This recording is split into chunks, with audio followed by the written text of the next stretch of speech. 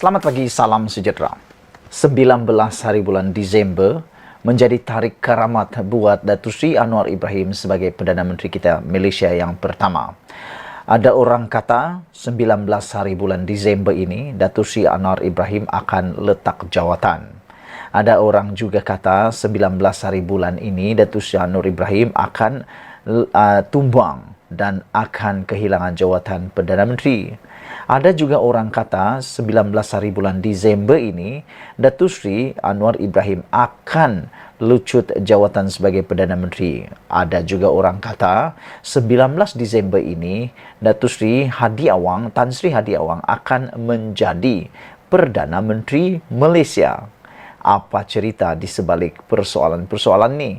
Sebelum kita teruskan, mohon sekali lagi bantu saya tekan butang subscribe untuk mendapatkan isu-isu terkini daripada channel Suara Rakyat, Suara Keramat ini supaya channel ini berkembang dan kita dengan lebih maju untuk menyuarakan suara-suara kita kepada seluruh rakyat Malaysia. Baiklah, berkisar kepada 19 Disember ini adalah tarik karamat yang amat menakutkan seluruh rakyat Malaysia.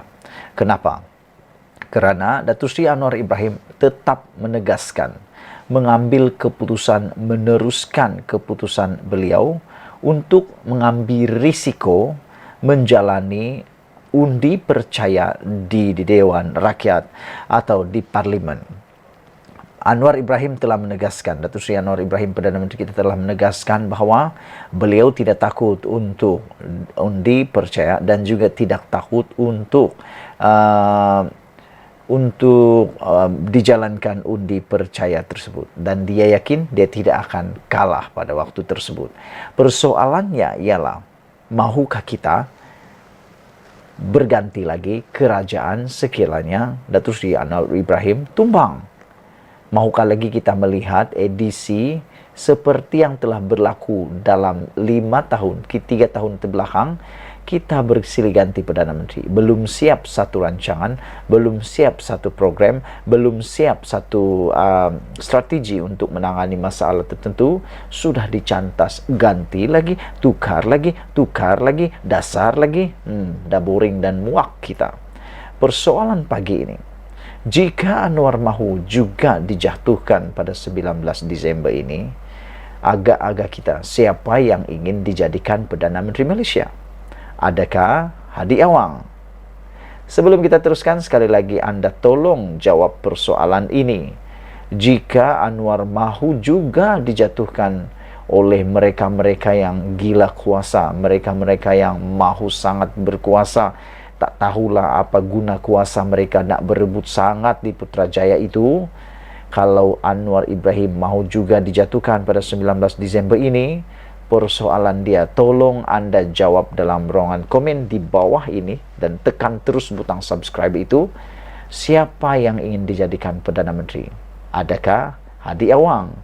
Jika Anda setuju, sila tinggalkan komen kamu. Juga tulis siapa yang Anda mungkin mahu selain Hadi Awang. Di atas kertas dan berdasarkan perkiraan logik, Anwar Ibrahim dilihat tiada masalah untuk melepasi usul undi percaya di Parlimen pada 19 Disember ini. Dengan sokongan terbina melalui 148 daripada 222 ahli Parlimen menyokongnya dalam pembentukan kerajaan perpaduan sebagaimana dititahkan oleh Yang di-Pertuan Agong, ternampak hampir mustahil untuk Blok Pembangkang menggugat kedudukan tersebut. Lagi pula, dengan Anwar hanya baru mengangkat sumpah sebagai Perdana Menteri pada 24 November yang lalu, dan jika pada 19 Disember beliau sudah mahu dijatuhkan, bukan kepalang derhaka namanya jika ahli-ahli Parlimen masih tergamak berbuat demikian. Begitupun, selagi namanya politik dan politik itu seni yang serba mungkin, Anwar tidak harus bersikap mudah atau alpa untuk mendepani tarik undi percaya itu nanti, kerana apa saja kemungkinan boleh berlaku. Yang penting, beliau harus memastikan tanpa kompromi setiap parti yang menyokong kerajaan perpaduan ini membuktikan kata benar-benar di kota. daripada kalangan semua ahli parlimen parti masing-masing. Tidak patut wujud pendirian yang berbeza lagi di kalangan ahli parlimen setelah parti membuat ketetapan akur dengan titah agung menyokong pembentukan kerajaan perpaduan. Jika dibenarkan berlaku juga, apa gunanya ada akti anti lompat parti yang dikuatkuasakan? Meski begitu, sebagaimana disedari semua, gerakan dan serta usaha mahu menjatuhkan Anwar sebagai Perdana Menteri tetapi tidak pernah berhenti daripada beroperasi. Satu-satunya kilang yang tidak pernah tutup atau rehat ialah kilang menjatuhkan orang melalui politik. Soalnya, jika Anwar mahu dijatuhkan, siapa pula ingin dinaikkan sebagai Perdana Menteri? Adakah Muhyiddin Yassin yang pernah gagal teruk selama 17 bulan sempat berkuasa sebelum ini mahu diangkat semula? Tidak ingatkah kita bagaimana beliau telah memudaratkan parlimen kerana tidak ingatkah kita bagaimana Muhyiddin Yassin telah mendaruratkan parlimen kerana takut undi tak percaya dibentangkan terhadapnya, kemudian tidak mesra media dengan terlalu syok sendiri dengan tampil sendirian melalui perutusan khas semata-mata. Pemimpin begitukah kita mahukan memimpin negara ini sekali lagi? Atau kita mahukan Ismail Sabri Yaakob yang mungkin lebih baik daripada Muhyiddin? Tetapi Muhyiddin sendiri mengatakan ahli parlimen berak itu sebagai Perdana Menteri yang gagal untuk dijadikan Perdana Menteri buat kali kedua. Atau jika Anwar berjaya dijatuhkan kali ini, kita mahu Presiden PAS Hadi Awang pula diletakkan sebagai bakal Perdana Menteri negara ini. Sediakah orang Islam yang rasional serta orang bukan Islam di negara ini melihat Hadi jadi Perdana Menteri? Selain mereka, siapa lagi yang layak untuk diketengahkan mengetuai negara ini? Adakah Tuan Ibrahim Tuan Man, Hamzah Zainuddin atau Taqiyuddin Hasan turut layak untuk dijadikan Perdana Menteri?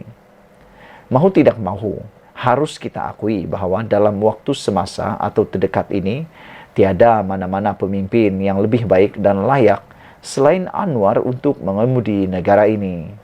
Sebelum ini ada kegairahan untuk menukar Perdana Menteri kerana Anwar yang dirasakan paling sesuai dan paling layak memimpin negara ini belum berpeluang menduduki jawatan tersebut. Tetapi setelah Anwar berada di situ, pencarian lain sudah tidak diperlukan lagi. Sekurang-kurangnya untuk waktu terdekat atau sehingga PRU16 pada tahun 2027 akan datang. Dengan ketokohannya yang tidak perlu dipertikaikan lagi, dikenali di seluruh dunia, punya hubungan antara bangsa yang meluas, seorang pejuang reformasi yang gigih lagi cekal, tidak pernah kenal penat, pemidato yang hebat dan tidak takut berdepan media dan sesiapa saja untuk berdebat, cuba menukar Anwar tidak ubah seperti memilih jalan gelap untuk masa depan negara ini. Lebih gelap lagi masa depan kita semua jika akhirnya pilihan itu ditakdirkan jatuh kepada Hadi hanya kerana semata-mata PAS memiliki paling banyak kerusi dalam blok pembangkang sekarang ini. Dalam konteks Anwar dan dengan segala pakej yang dimilikinya, beliau seharusnya diberi ruang yang cukup selesa untuk memimpin negara.